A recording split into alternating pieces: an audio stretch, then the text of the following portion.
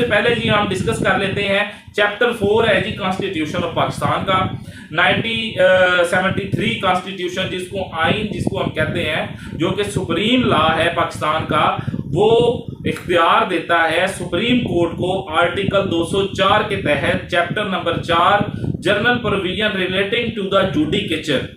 अच्छा जी, 204 आर्टिकल है कॉन्स्टिट्यूशन का। ये क्या कहता है? ये क्या कहता है? Contempt of court, supreme court, high court, session court, civil court इसमें नहीं है, वो बाद में जो ऑर्डिनेंस 2003 है उसमें शामिल हुआ, वो मैं बाद में आपसे डिस्कस करता हूँ।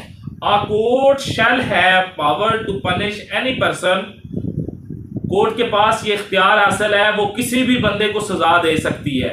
शैल का लफ्ज वहां इस्तेमाल हो सकता है जो एब्सोल्यूट पावर है, ये आइन ने दी है। किसको दी है? हाई कोर्ट और सुप्रीम कोर्ट दोनों को। कौन किसको देगी सजा? देगी किसको? क्यों देगी? कंटेम्प्ट ऑफ कोर्ट क्यों